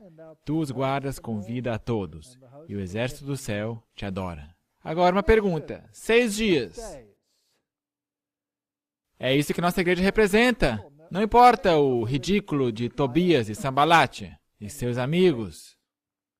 6 dias. Deus é o Criador, e eu sou seu pela redenção, eu sou seu por criação. Obviamente, a lei e o sábado. E sobre o monte Sinaí desceste, e dos céus falaste com eles, e deste-lhes juízos retos, e leis verdadeiras, estatutos e mandamentos bons, e o teu santo sábado lhes fizeste conhecer. Esta é a mensagem do Advento, sim ou não? É a mensagem do Advento. Preceitos, estatutos e lei lhes mandaste pelo ministério de Moisés, teu servo. Nós lemos na Review and Herald, precisamos de Neemias, que acordem o povo para verem quão longe estão de Deus pelas suas transgressões. O poder papal pretendeu poder mudar a lei de Deus, instituindo um dia de descanso para o mundo e para a cristandade. E este sábado falsificado é exaltado e venerado, enquanto o sábado de Jeová é pisado por profanos pés. Mas irá Deus degradar a sua lei para se conformar com o padrão do homem? Aceitará ele uma instituição feita por homens no lugar do sábado que ele santificou e abençoou? Não. A conveniência e o benefício do homem não deve suplantar os requerimentos de Deus, pois ele é um Deus zeloso. Esta é a nossa mensagem. Isto é Adventismo. Faz-se necessária uma reforma de sábado entre nós, que professamos observar o santo dia de descanso de Deus. Alguns discutem seus assuntos de negócios. Será que nós fazemos isto? E fazem planos no sábado, e Deus olha para isso do mesmo jeito, como se estivessem de fato envolvidos na transação ou negócio. Outros, que estão bem familiarizados com o fato de o 7º dia ser o sábado, entram em parceria com homens que não têm respeito pelo santo dia de Deus. Isto é doloroso. E se você está em parceria com alguém, e este alguém abandona a verdade, você tem que abandonar esse parceiro. Um observador do sábado não pode permitir que homens de seu negócio, pagos com seu dinheiro, trabalhem no sábado. Eu tenho visto isso em nossa igreja. Eu tenho visto isso. Eu fui convidado a algumas casas para pregar nos sábados, onde os empregados continuavam trabalhando no sábado para preparar tudo. Nós temos que levar isso a sério. Em igrejas e grandes encontros ao ar livre, ministros irão encorajar o povo sobre a necessidade de guardar o primeiro dia da semana. Isso aí está a caminho. Há catástrofes em terra e mar, e essas calamidades vão aumentar, um desastre seguindo o outro de perto, e o pequeno grupo dos conscienciosos guardadores do sábado serão apontados como aqueles que trazem a ira de Deus sobre o mundo por sua desconsideração pelo domingo. Já está acontecendo. Já está acontecendo em vários países. Isso que está descrito aqui. Redenção, Espírito, pão e água. Tudo isso aí está no livro de Neemias.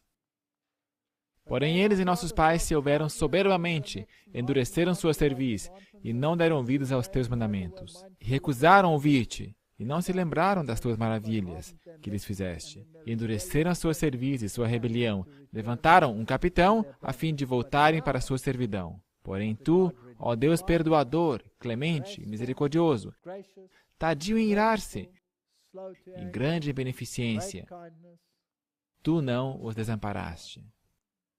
Será que o mesmo se aplica a nós, sim ou não?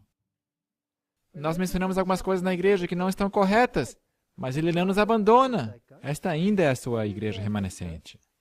Ainda mesmo quando eles fizeram para si um bezerro de fundição, nós temos feito bezerros de fundição. E mais que um. Todavia, tu, pela multidão das tuas misericórdias, não os rejeitaste no deserto. Neemias 9, verso 20, e deste o teu bom espírito para os ensinar, o maná, a água, o pão da vida, a água da vida, não lhes faltou nada, as suas roupas não se envelheceram e os seus pés não se incharam. Tem você passado por milagres assim? Você já experimentou essas maravilhas? Eu já passei por milagres assim. Quando eu me uni a essa igreja, e por aceitar a verdade, perdemos tudo. Eu não posso crer que os pneus do meu carro não se gastavam. Eu rodei 186 mil quilômetros com um conjunto de pneus. Eu não tinha dinheiro para comprar outros. Eles simplesmente continuavam funcionando. O Senhor permitiu que continuassem. E olhando para trás agora, eu reconheço que isso era uma impossibilidade. Nenhum pneu aguenta isso. Mas eles aguentaram. As pessoas recebiam sonhos. E eu recebi apoio quando eu pensava que eu não poderia ir e fazer esse evangelismo. Mas quando meus pés pisaram no Jordão, aconteceram coisas incríveis.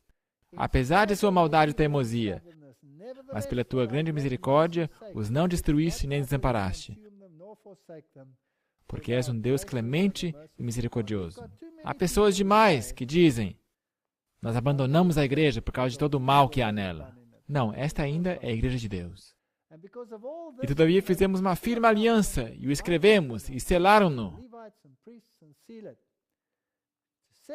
Separar, guardar o sábado, devolver dízimos. São tudo coisas que nós temos que fazer corretamente na igreja. Firmemente aderiram a seus irmãos, os mais nobres entre eles, e convieram num anátema e num juramento de que andariam na lei de Deus, que foi dada por Moisés. Portanto, a nossa igreja tem que fazer uma aliança de corrigir o que está errado. E que não daríamos as nossas filhas aos povos da terra, nem tomaríamos as filhas deles para os nossos filhos. Isso aí é duro. Isso é difícil. E que trazendo os povos da terra no dia de sábado qualquer mercadoria e qualquer grão para venderem, nada compraríamos deles no sábado, nem no dia santificado, e no 7º ano deixaríamos descansar a terra e perdoaríamos toda e qualquer dívida. E que traríamos as primícias e que pagaríamos os dízimos. Se nós não devolvemos o dízimo, como é que podemos esperar as bênçãos de Deus? Na minha própria vida, quando eu entrei para esta igreja, e quando eu vi falar sobre o sistema dos dízimos, eu pensei comigo mesmo, eles são uma máquina de fazer dinheiro. Eu não vou pagar o dízimo. Eu preciso do meu dinheiro, eu já ganho pouco, e não posso me dar o luxo de pagar 10%. Deixa quieto. E eu fui para o meu dia, e minha consciência trabalhou e me incomodou. E conversei com minha esposa, e, era uma pessoa rebelde. Então eu me sentei naquela noite, e eu disse, ok, se é que eu tenho que pagar dízimo, agora estamos à mesa com a minha esposa. Era hora do almoço. Nós não tínhamos uma caixa postal lá na rua. O carteiro vinha e jogava a carta para dentro da porta, tinha uma fenda. Estávamos lá sentados à mesa e falei para minha esposa, ok, se Deus quer que eu pague o dízimo, Ele vai ter que me mostrar que eu tenho que pagar dízimo. E eu calculei, num pedacinho de papel, quanto que seria a quantia de dízimo de acordo com 2 fórmulas. Você sabe, nós temos mais de uma fórmula para calcular nosso dízimo. Uma fórmula que é mais favorável para nós e uma que é mais favorável para com Deus. E há muitas coisas que você pode incluir na equação. Por exemplo, a sua aposentadoria. Bem, isso aí é uma entrada futura. E por isso eu posso deduzi-la. E esse benefício, e aquele acréscimo, aquilo lá não recebo. Então eu fiz uma longa lista e concluí que as 2 somas eram bem além das minhas capacidades. Portanto, eu não iria pagar o dízimo. Mas havia 2 números, com a precisão chegando aos centavos. E eu disse, se Deus quer que eu pague dízimo, Ele vai ter que me mostrar. E minhas palavras congelaram. Você pode perguntar para minha esposa. Aconteceu. Veio uma carta voando para aquela porta. A gente viu. Era o carteiro. Normal. Vou lá pegar a carta. O meu pai tinha morrido mais do que um ano atrás. O testamento tinha sido elaborado, todas essas coisas. Tinha coisas interessantes que aconteceram lá também, mas isso não faz parte dessa história. E essa era uma carta de um advogado sobre taxas que nós pagamos. Ele disse, nós descobrimos depois de um ano conferindo nossos livros que nós fizemos um erro e nós te cobramos demais. Aqui está um cheque pelo que nós te cobramos demais. E eu peguei esse cheque e pasmem.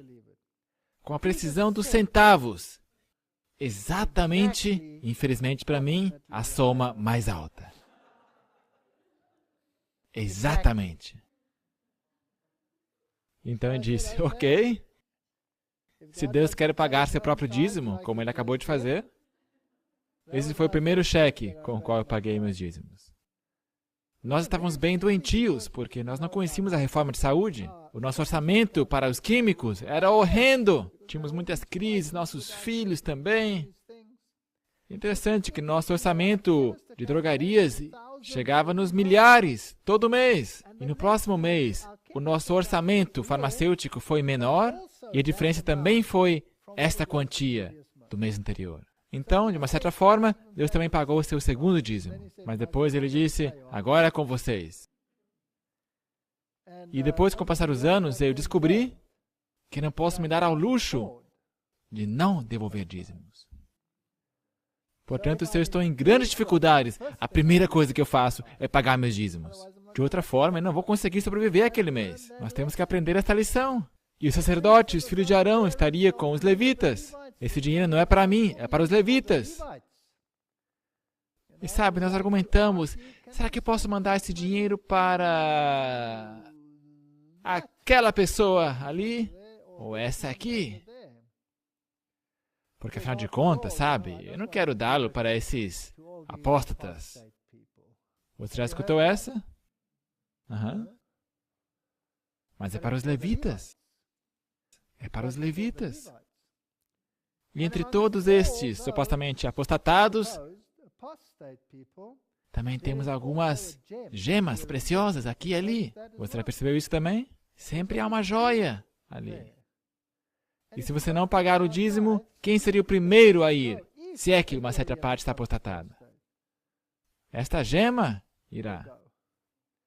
Portanto, eu pago meu dízimo e eu deixo as consequências com Deus. E somente depois de as reformas estarem em ação é que a cidade pode ser repovoada. A nossa igreja vai ter um influxo de pessoas uma vez que essa sacudidura tiver acontecido.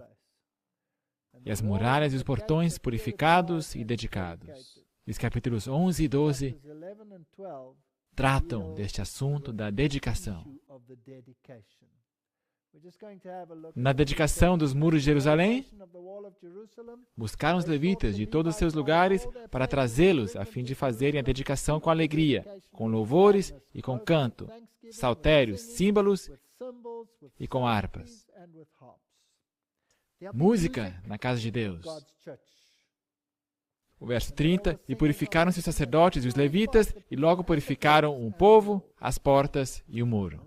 E nós temos que purificar o povo, as portas, juízo, justiça e o muro. Mandamentos. Nós temos que voltar a alinhar-nos com os mandamentos de Deus. Agora, no capítulo 13, a história faz uma fascinante guinada e serve de lição para nós, como igreja. Neemias 13, verso 1. Naquele dia leu-se no livro de Moisés, aos ouvidos do povo, e achou-se escrito nele que os amonitas e os moabitas não entrassem jamais na congregação de Deus.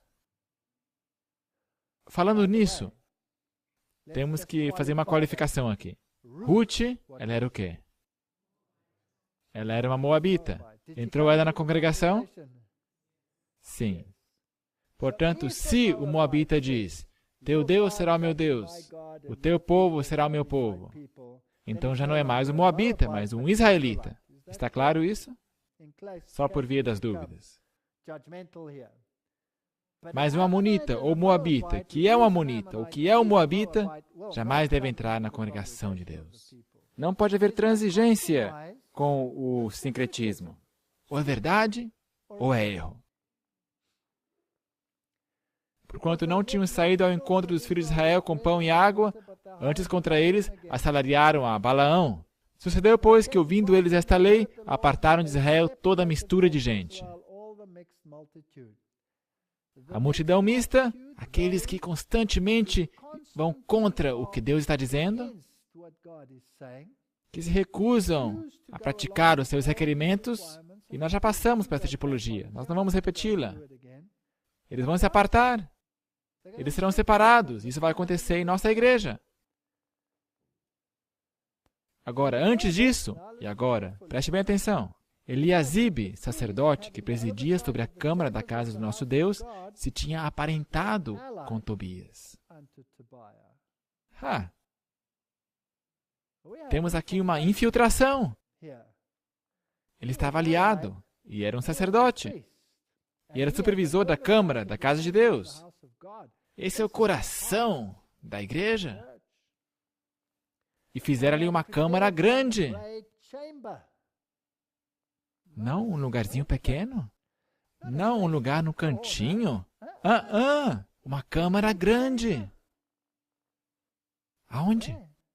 Onde dantes se depositavam as ofertas de alimento, o incenso, os utensílios, os dízimos do grão, do mosto e do azeite, que se ordenaram para os levitas, cantores, no próprio núcleo, que faz essa igreja funcionar. Aí estava esse homem estranho. Para os levitas, cantores e porteiros, como também a oferta alçada para os sacerdotes. Mas durante tudo isto, não estava eu em Jerusalém. Portanto, Neemias qualifica, porque ele, como governador e copeiro, foi de volta ao rei, de volta a Susã. Enquanto ele virou as costas, estes elementos entraram. Paramos de vigiar e viramos as costas, seja por um momento só. O que é que se infiltra na igreja? Todas estas coisas. Porque no ano 32 de Artaxerxes, rei de Babilônia, fui ter com o rei, mas após alguns dias, tornei a alcançar licença do rei. E voltando a Jerusalém, compreendi o mal que Elisabe fizera para Tobias, fazendo-lhe uma câmara nos pátios da casa de Deus. Tobias, o inimigo de Deus, que tem todas estas conexões, ele é uma igreja irmã com o povo de Deus. Não se encontra, nesse momento, do lado de fora, escrevendo cartas, mas aonde está ele? Na igreja. Será que vai acontecer isso nos últimos dias? Temos nós preparado um lugar para Tobias? Não qualquer lugarzinho, uma câmara grande. Talvez no próprio centro de comando, onde tudo acontece e onde as transações financeiras acontecem, justo ali, no coração da igreja. Será que temos um Tobias? E muito me desagradou, de sorte que lancei todos os móveis da casa de Tobias fora da câmara. Se nós não limpamos a nossa igreja do Tobias, estamos em transgressão da lei de Deus. Fora, fora. E ordenando eu, purificaram as câmaras. Limpe-as. Não somente tire as coisas. Faça uma faxina. E tornei a trazer para ali os utensílios da casa de Deus, com as ofertas de alimentos e o incenso. Também entendi que os quinhões dos levitas não se lhes davam. Uau! Será que o dízimo ainda era pago? Será que talvez o dízimo não era usado corretamente? Sim.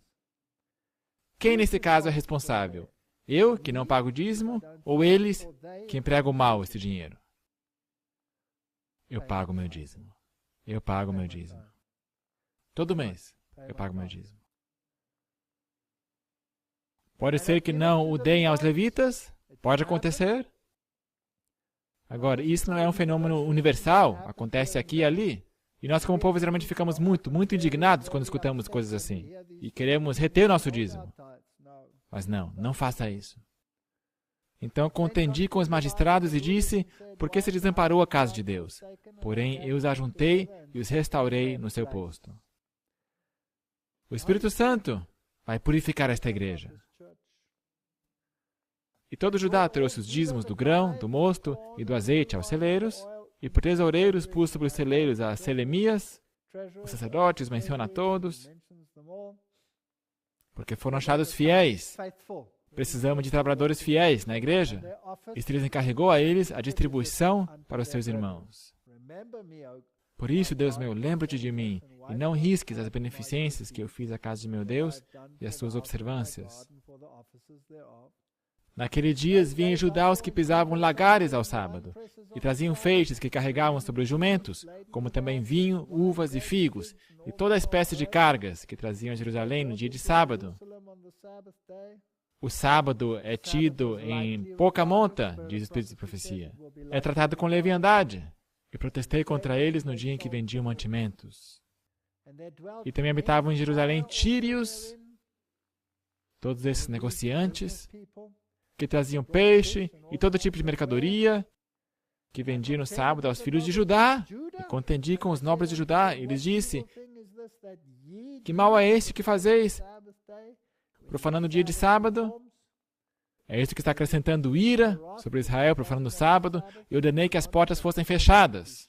E assim os negociantes, os comerciantes, ficaram acampados ao redor de Jerusalém, por uma vez ou duas. Então ele os adverte.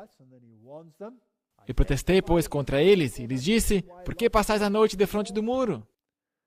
Mandou que os levitas se purificassem e viessem guardar as portas para santificar o sábado.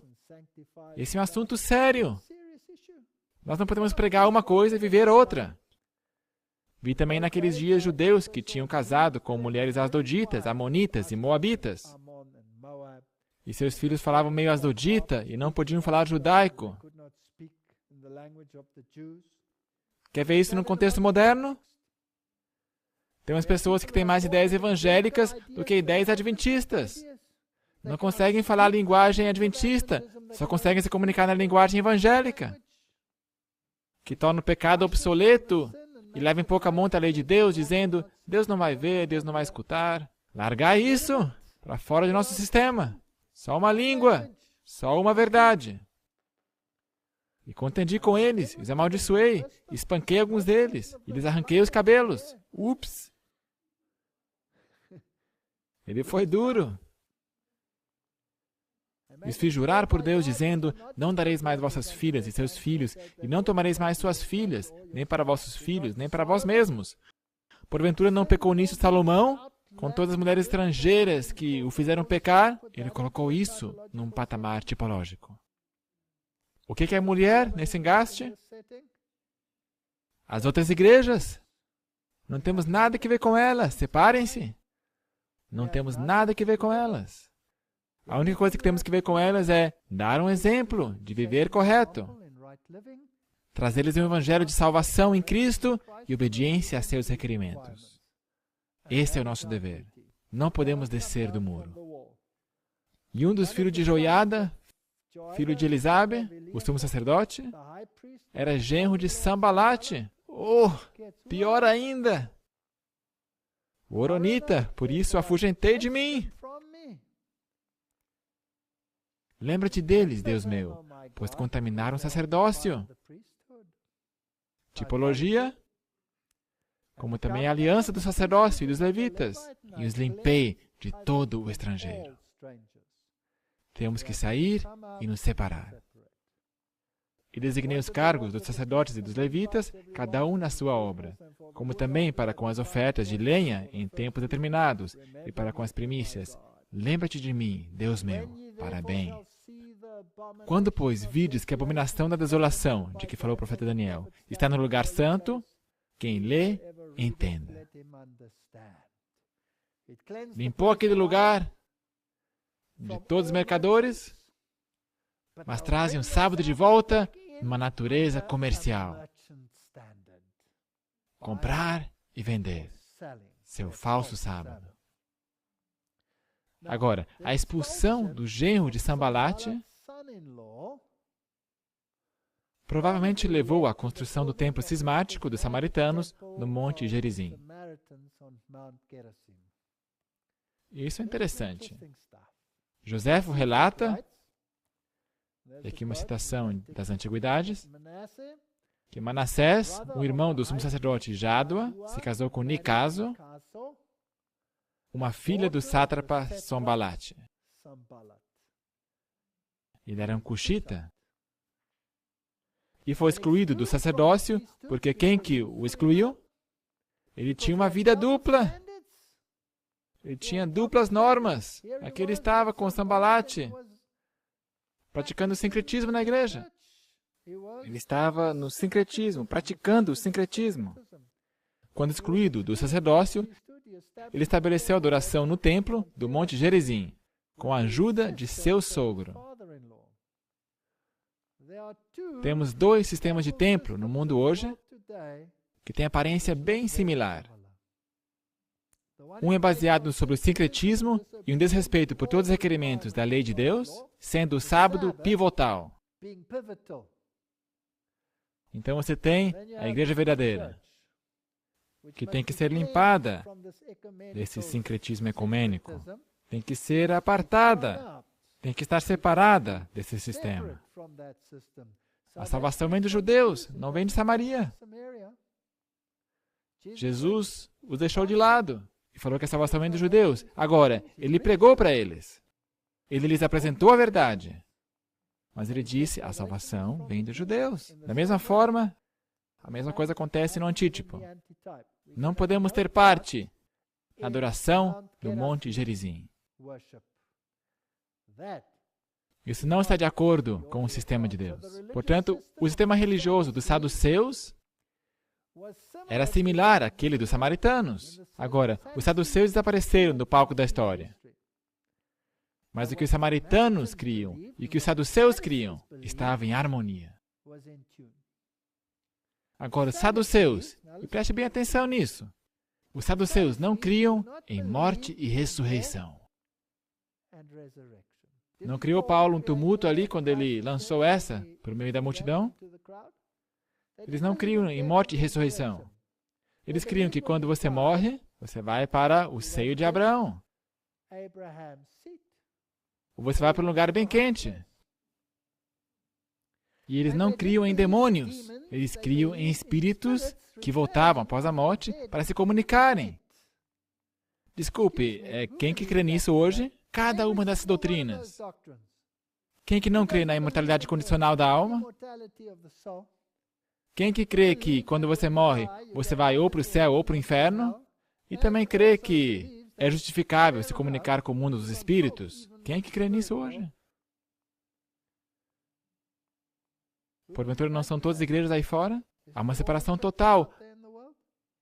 Não temos nada que ver com a adoração do Monte Gerizim.